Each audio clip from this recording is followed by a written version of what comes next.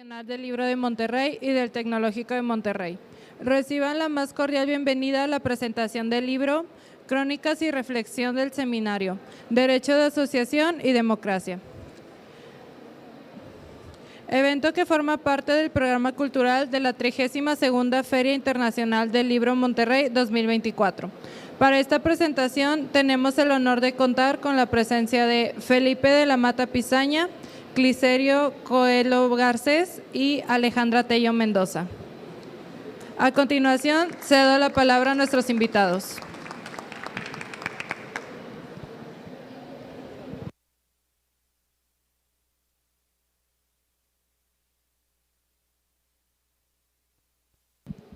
Hola, ¿se escucha? Sí.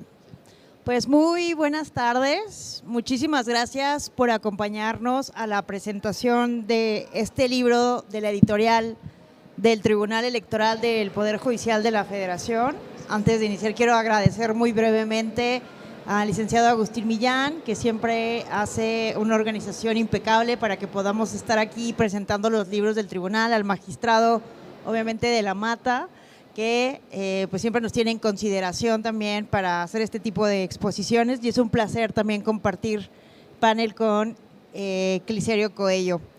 Y bueno, gracias también a quienes nos escuchan por vía virtual, ¿verdad? Por las redes sociales del tribunal. Gracias a nuestros amigos también que están aquí presentes. Bueno, yo quiero celebrar que particularmente en este libro se aborde un derecho político que generalmente no abordamos en el derecho electoral. Como lo menciona una de las conferencias que vienen en este libro, porque bueno, les platico que este libro es el producto de un evento que se hizo hace un año en el Tribunal Electoral, donde justamente se buscó encontrar la relación entre el derecho de asociación desde el punto de vista de los sindicatos y la democracia electoral, el derecho electoral. Entonces, yo celebro que se toque esto porque, bueno, generalmente el Tribunal Electoral tutela lo que conocemos como los derechos político-electorales, que podemos resumirlos al derecho a votar, el derecho a ser votado o votada, el derecho de asociación y el derecho de afiliación. Y como les mencionaba en la conferencia inaugural, que es del magistrado Felipe de la Mata, yo no había dimensionado lo que nos mencionas ahí, y es que somos el único país que le pone este apellido, derechos político-electorales, ¿no? Entonces, la competencia del Tribunal Electoral para tutelar derechos políticos electorales sí ha sido, con el paso de los años, ha ido ampliándose, porque sí es una materia muy acotada. Hoy en día tenemos una jurisprudencia que establece que no solamente vamos a tutelar estos 4 derechos político-electorales que mencionábamos, sino que es muy importante tener en cuenta que también se tutelan otros derechos humanos siempre que estén relacionados con el ejercicio de cualquiera de estos derechos político-electorales, ¿no? Entonces, por eso celebro que podamos estudiar desde el Tribunal Electoral cómo se tutelan otros derechos políticos que sí están vinculados con la democracia, aunque no tengan una tutela propiamente dentro del derecho electoral y por parte de las autoridades electorales. Y bueno, sobre el derecho de asociación, que es el tema de este libro que les invitamos a leer, si bien se tutela, hay que aclarar que el derecho de asociación en materia electoral sobre todo abarca el derecho de asociación, pero en los partidos políticos y en las agrupaciones políticas nacionales, no así con los sindicatos. Eso es lo interesante de este libro, que se aborda desde el derecho laboral, cuál es el estado del derecho de asociación, pero dentro del sindicalismo mexicano. Me parece que tenemos que recordar cuál es la importancia de los sindicatos en nuestro país y de la lucha obrera. Gracias a las históricas luchas obreras y de los sindicatos, pues hoy gozamos de derechos tan importantes como son 8 horas de jornada laboral, prestaciones, seguros, vacaciones y aguinaldo, ¿no? Y la gran pregunta que debemos de hacernos es, pues, ¿cuántas mexicanas y cuántos mexicanos hoy en día realmente pueden gozar de estos derechos, ¿no? Esto nos ayuda, me parece, a dimensionar cuánto falta todavía para alcanzar mayor democracia en los sindicatos y mayor igualdad en términos del derecho laboral. Entonces, estas reflexiones son parte de esta obra que me parece sumamente interesante porque además tratamos de vincularlo al derecho electoral. En la primera conferencia, el magistrado de la Mata justamente hace un recuento de todos los principios que ya tenemos muy bien identificados en la materia electoral y que podrían ser justamente muy útiles para el derecho laboral en términos de las elecciones que hay en los sindicatos. Cuando ustedes vean el libro, en la mesa número 1 se habla justamente del voto sindical y la verdad es que yo quedé muy sorprendida porque yo no conocía pues toda la violencia que hay alrededor de las elecciones de los sindicatos, como lo que se llama el sistema cantado, acumulaciones brutales, grupos de golpeadores, como los narconiños, los chiquiticos, los belly boys, todo esto viene justamente relatado en este libro y bueno, a mí la verdad es que me sorprendió esto que lo tenemos muy normalizado en materia sindical en nuestro país. Otro tema que me gustaría también resaltar es la mesa 2, en donde se habló de democracia paritaria. Creo que eso también nos hace reflexionar, pues, lo que todavía falta para alcanzar igualdad entre hombres y mujeres en el ámbito laboral, ¿no? Los datos que nos dan aquí las autoras que participan es que las mujeres solo representan el 40% de la fuerza laboral. Bueno, entonces pensemos cuántas mujeres tienen que trabajar en el ámbito informal. También pensemos, por ejemplo, en la brecha salarial, que todavía es del 30%. Esto quiere decir que las mujeres todavía reciben menores salarios que los hombres, sobre todo en las empresas privadas. Y bueno, otro dato que también está muy impactante es que en 2018 el porcentaje de mujeres ocupando secretarías generales era del 8.67%. Entonces me parece que aquí queda claro, ¿no? Todo lo que tenemos que seguir avanzando y el derecho electoral me parece que sí es de los más avanzados en tutelar el derecho a la paridad. Han sido varias sentencias del Tribunal Electoral en donde, porque algo que podemos observar muy similar de los sindicatos y de los partidos políticos es que hay una gran cantidad de mujeres afiliadas. Un hecho muy interesante es que la mayoría de las mujeres en todos los partidos políticos nacionales, el mayor número de personas afiliadas es mujeres, pero ¿cuántas de esas mujeres llegan a los cargos directivos de los partidos políticos?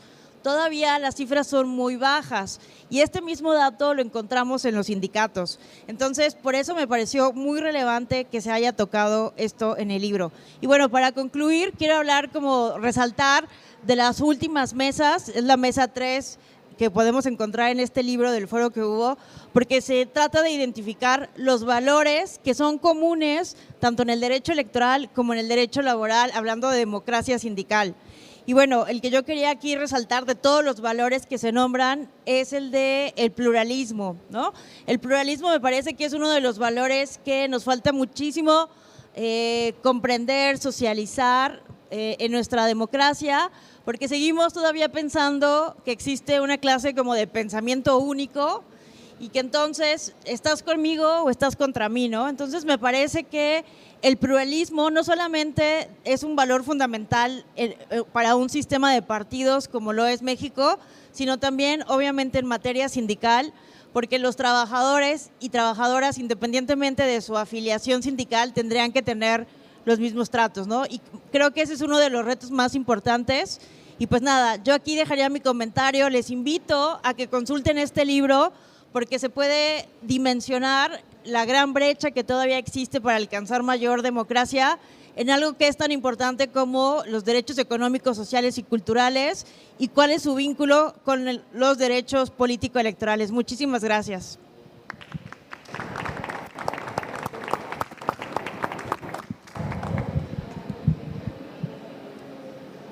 Muy buenos días. Siempre es un gusto participar en una feria del libro y en esta ocasión, en este contexto, en esta extraordinaria ciudad, con una obra publicada por el Tribunal Electoral y compartir esta mesa con mi querido amigo y jefe, el magistrado Felipe de la Mata, a quien le tengo un especial aprecio y reconocimiento intelectual y profesional además, a mi amiga Alejandra Tello, y desde luego con la iniciativa y el empuje de la Dirección de Documentación a cargo de nuestro amigo Agustín Millán.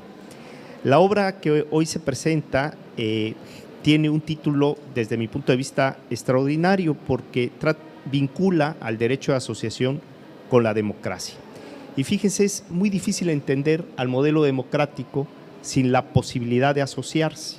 Es decir, los individuos en lo particular, desde la perspectiva de Rousseau, se unen para construir una voluntad general y crear las estructuras del Estado. Rousseau tiene mucho recelo de las organizaciones o de las asociaciones o del derecho de asociación porque considera que no deben de haber estructuras intermedias entre las personas y el Estado. Por eso, en la gran mayoría de las constituciones europeas, de las primeras constituciones europeas, no aparece el reconocimiento del derecho de asociación.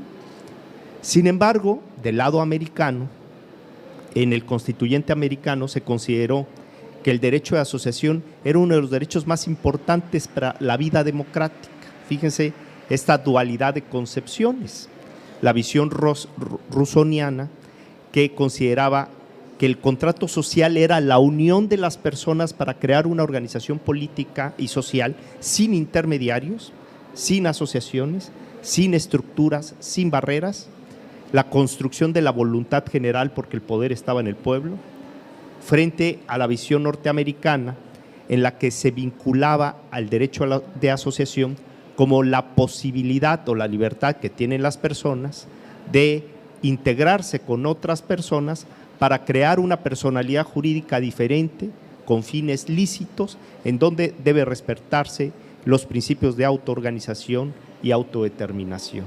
Y esto se convierte en un elemento importante del modelo democrático, porque desde la perspectiva de Haberle dice que el derecho de asociación es un elemento importante del pluralismo político.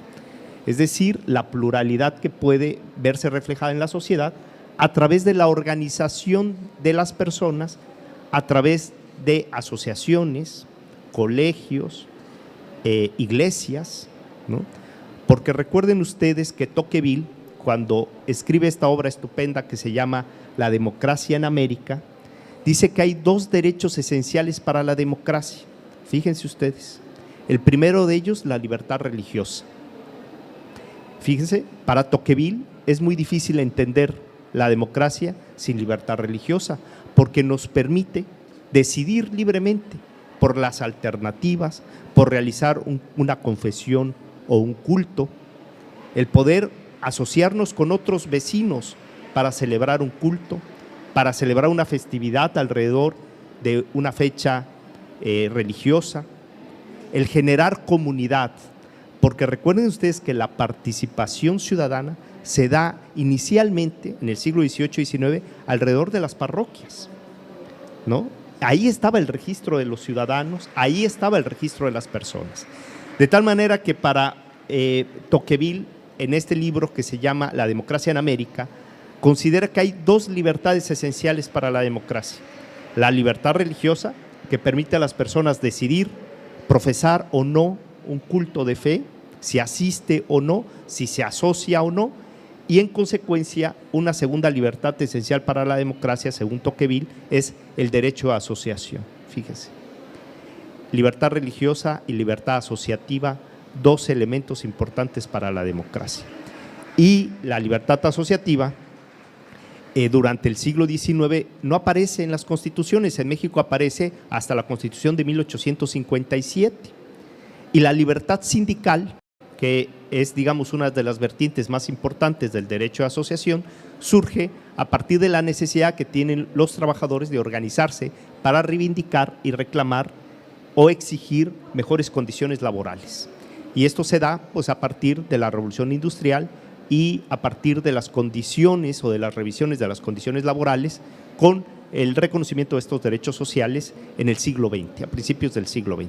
Por eso la Convención de Derechos de Europa, la Convención Europea de Derechos Humanos, si ustedes la leen, no hay un artículo del derecho a la asociación. Qué curioso. Tienen la tradición europea de reconocer el derecho a la reunión y las libertades políticas, pero en la declaración hay una mención a la libertad sindical. La Convención Europea habla de la libertad sindical y ahí dice que las personas tienen derecho a asociarse libremente, pero no en un precepto dedicado al derecho de asociación genérico, sino en el precepto de la libertad sindical. Ahí se considera que las personas tienen derecho a asociarse. Fíjense. Claro, ahí ha derivado incluso la protección que el Tribunal Europeo de Derechos Humanos le ha dado a algunos partidos políticos que los han ilegalizado o los han declarado inconstitucionales en algunos países. Recuerden ustedes que en Holanda y en otros países han declarado ilegales o inconstitucionales algunos partidos pronazis, por ejemplo. O tres casos emblemáticos del Tribunal Europeo de Derechos Humanos que se ha pronunciado sobre la ilegalización de los partidos políticos. Porque fíjense, aquí la gran incógnita que siempre se ha planteado desde Rawls es si con las reglas democráticas pueden participar los partidos antidemócratas. Si bajo las reglas democráticas un partido que tiene un postulado en el que dice que si llega al poder acabará con la democracia, si puede participar en los cauces democráticos. Es decir, si puede utilizar a la democracia como un vehículo para llegar al poder y luego transformar las reglas democráticas, ¿no? Con la legitimidad que la democracia le otorga. Y claro, este ha sido un planteamiento que en Europa se ha dado y se ha revisado cuando en algunos países se declara ilegal o inconstitucional un partido político por tener un contenido ideológico contrario a la democracia, ¿no? Y aquí Rawls se hace la pregunta: ¿qué tanto se puede ser tolerante frente a la intolerancia a la democracia, ¿no?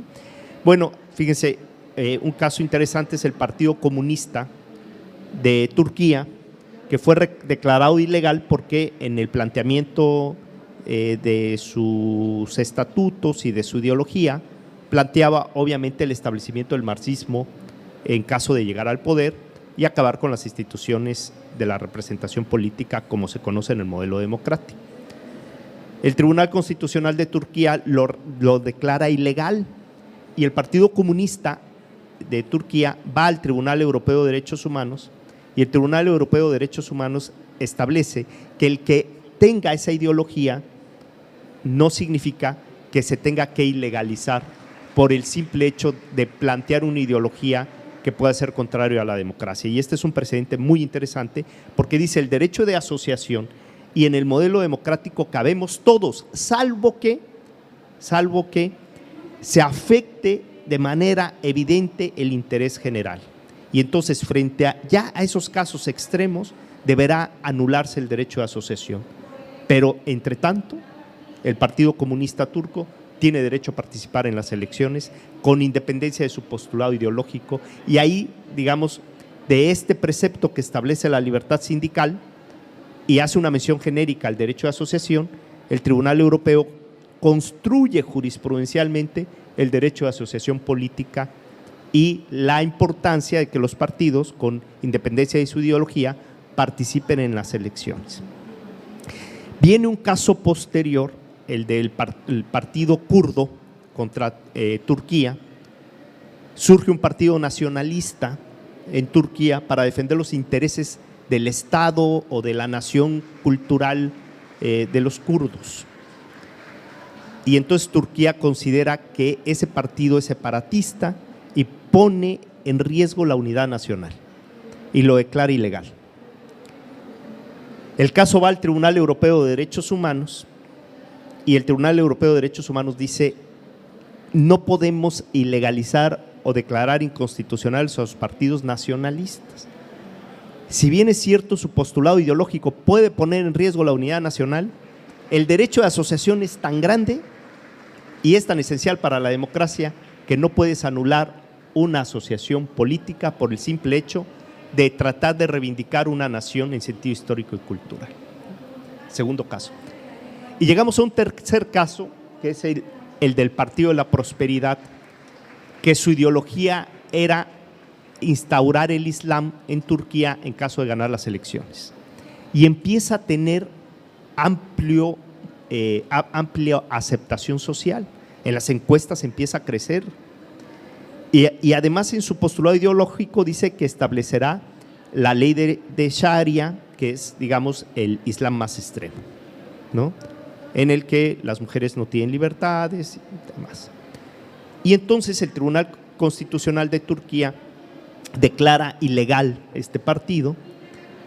Va a este partido ya con dos precedentes, el del comunista y el de los nacionalistas, al Tribunal Europeo, y en esta ocasión el Tribunal Europeo dice: es evidente que si el partido llega por la vía democrática, acaba con la democracia y por lo tanto confirma la ilegalización del partido Refa Partisi, que es el Partido de la Prosperidad, así se llamaba, lo confirma que ese partido es inconstitucional e ilegal en el sistema jurídico turco y no es compatible con los derechos establecidos en la Convención Europea de los Derechos Humanos. Fíjense cómo da un viraje ahí, pero claro, cuando advierte el Tribunal Europeo que hay elementos para considerar que se puede poner en riesgo el interés general.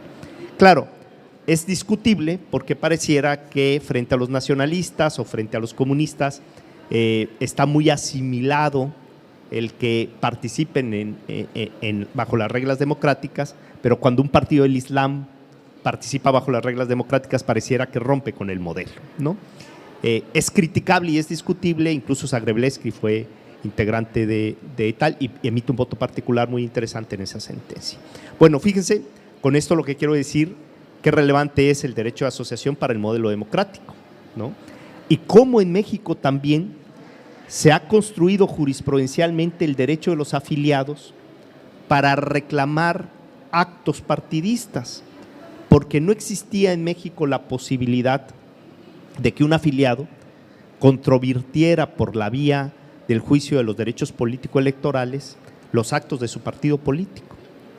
Los partidos políticos, cuando hicieron las normas en 1996, se blindaron y establecieron que no era procedente el juicio para la protección de los derechos político-electorales en contra de decisiones partidistas, poniendo un peso mayor a la libertad de autoorganización sobre los derechos de los asociados, ¿no? Y jurisprudencialmente se rompió esa barrera para establecer que el derecho de asociación también lleva la posibilidad de que los asociados puedan controvertir las decisiones de las entidades que dirigen o gobiernan estas asociaciones, en este caso las asociaciones políticas. Bueno, a mí me gustaría además destacar que este libro genera una convergencia interesante entre los derechos de asociación política y el derecho electoral y la libertad sindical y el derecho del trabajo. Y fíjense que el derecho de asociación son de esos derechos que son eminentemente transversales, porque los podemos analizar desde la perspectiva del derecho civil, con las asociaciones civiles, con las sociedades civiles, pero también las podemos analizar desde la perspectiva mercantil, con las asociaciones para realizar comercio, las sociedades anónimas, las leyes conforme a las leyes mercantiles. El derecho de asociación también lo podemos analizar desde la perspectiva de la asociación delictuosa, claro, en el derecho punitivo, aquello que es ilícito y que por lo tanto es punible. Pero también lo podemos analizar desde la perspectiva del derecho laboral con la libertad sindical y los sindicatos, y en el ámbito electoral, desde luego, el de los partidos políticos.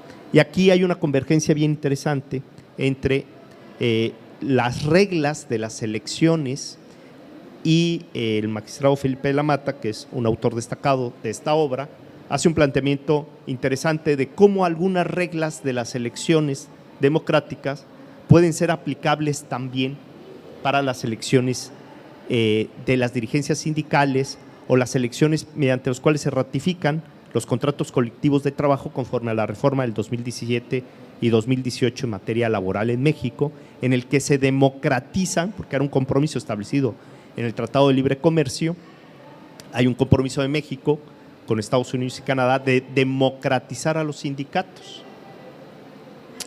Y este compromiso de democratizar a los sindicatos, establecido expresamente en el Tratado de Libre Comercio, genera una reforma constitucional y legal que cambia el modelo laboral y sindical en México para fortalecer los mecanismos de democracia directa de los sindicalizados. Con estas dos vertientes, el derecho a pertenecer a un sindicato y el derecho a no pertenecer, también el derecho a asociación tiene una vertiente negativa de decidir no pertenecer a un sindicato o formar un sindicato nuevo, ¿no? Y que no haya solo un sindicato preponderante en una organización. Bueno, y el magistrado Felipe de la Mata lleva algunas reglas generales de las elecciones que pueden ser de utilidad para la democracia sindical, como el tener certeza de la fecha de la elección, tener certeza de la ubicación de la casilla, tener certeza de quiénes reciben los votos, tener certeza jurídica de los domicilios donde se establecen los votos, si procede o no la representación de las fuerzas sindicales o de las planillas en las mesas de votación, de qué manera se puede transparentar frente a la observación ciudadana en la organización de las elecciones.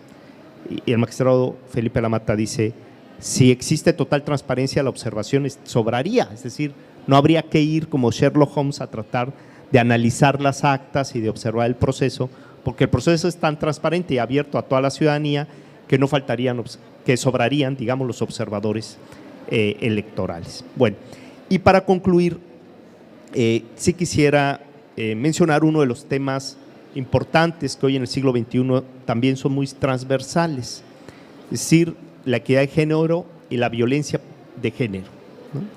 Que en la vertiente política electoral la identificamos como la violencia política de género, pero la violencia de género está presente en todos los ámbitos del contexto social, está presente en el ámbito familiar, por lo tanto en el derecho civil, está presente también en el derecho penal y debe estar presente en el derecho del trabajo, porque también en las relaciones laborales hay violencia de género.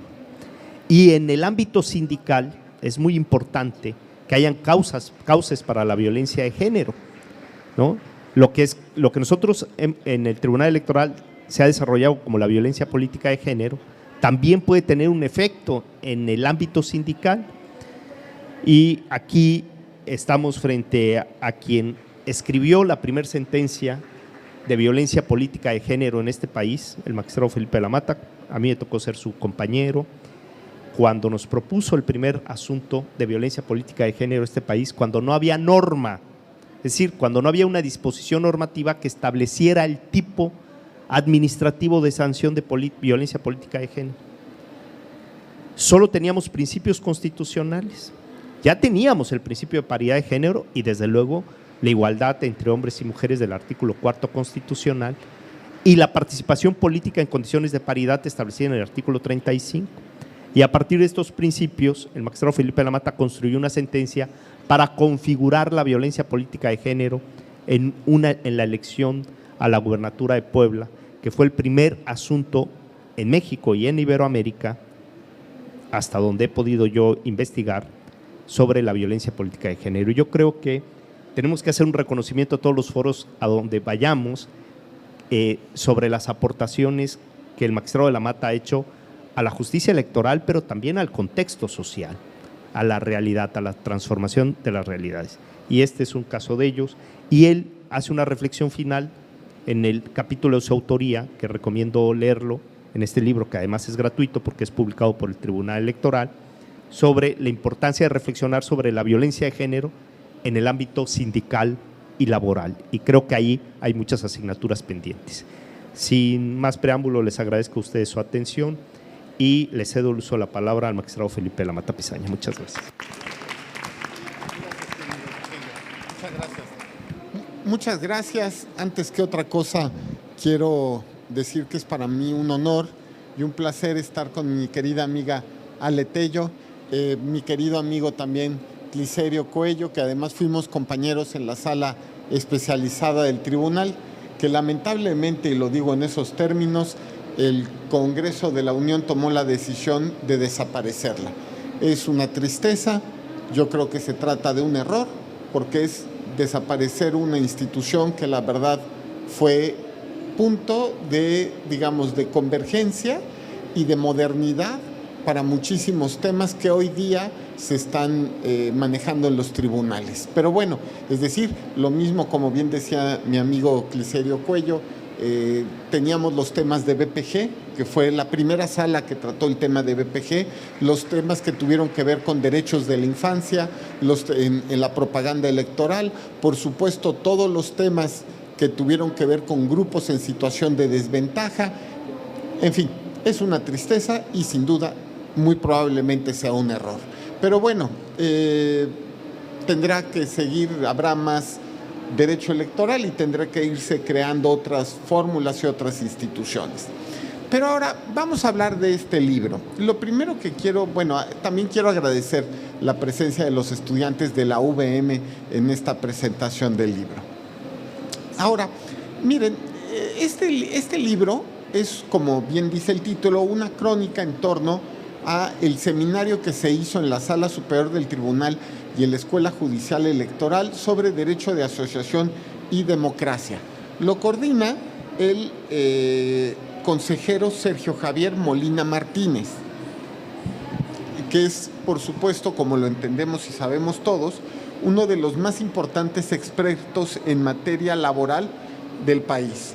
El consejero Molina se acerca al magistrado Fuentes para organizar este seminario, un poco con la idea de que podíamos hacer cosas en común en torno al derecho electoral con la democracia sindical. Por eso es que me resulta este libro de tanto interés. Sin exagerar, este libro se trata del único libro que acerca a las posiciones electorales con las posiciones laborales. Es decir, de alguna manera se inaugura una rama inédita del derecho, una especie de electoral sindical. Hemos tenido precedentes en la Sala Superior donde se impugnan otro tipo de elecciones. No recuerdo, sindicales, me parece que no, pero por ejemplo hemos tenido impugnaciones de elecciones de rector de alguna universidad pública. Y tengo la idea de que, aunque parezca gracioso, no lo es, porque realmente tuvimos la impugnación de alguna sociedad de alumnos de alguna, universidad también pública. A ver, en México es de esos lugares en los cuales el tema electoral se considera parte de los derechos político-electorales exclusivamente en las fechas que tienen que ver con elecciones generales. Pero la verdad es que el electoral es, como dice el propio artículo 3 de la Constitución, una forma de vida. La democracia es una forma de vida. Y la verdad es que el electoral estamos constantemente construyendo cuestiones también, porque es una manera en la cual podemos garantizarnos entre nosotros una convivencia pacífica, la toma de la decisión sin matarnos, o al menos, y lo digo así con un tanto de dolor, al menos de manera teórica. Este trabajo se vuelve entonces una oportunidad para reflexionar si no podemos darle mayor alcance al derecho electoral. Y justo el mayor alcance al derecho electoral se le puede dar también trasladando los principios que se han probado eficaces en torno a las elecciones generales, ya sean estatales, municipales o federales, y trasladarlas a los temas que tienen que ver con otras elecciones, por ejemplo, sindicatos.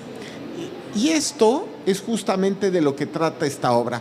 ¿Cómo conseguir que las elecciones de los sindicatos doten de certeza, doten de eficacia a los derechos de los miembros de los sindicatos y se puedan tomar las decisiones?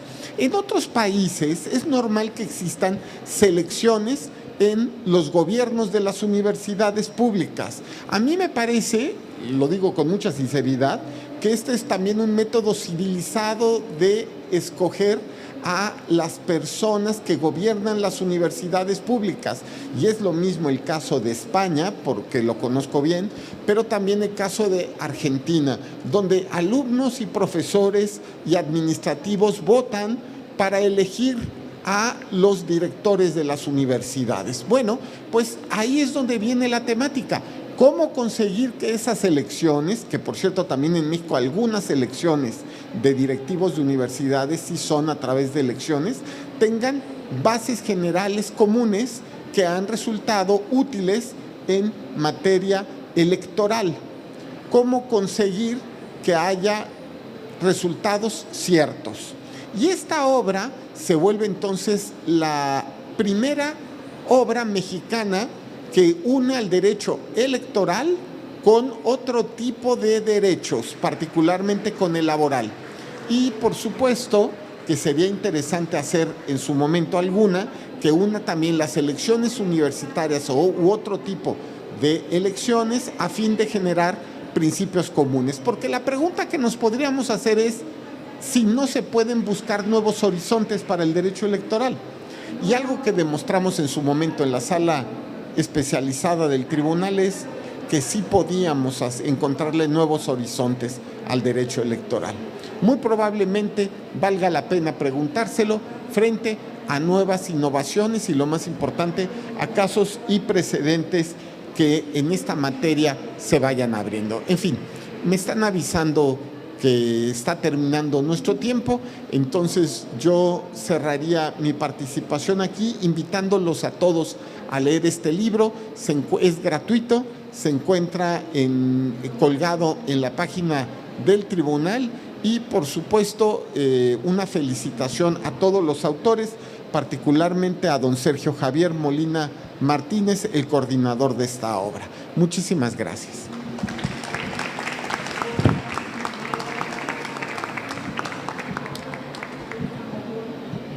Y dicho lo anterior, daríamos por terminada la presentación. Gracias.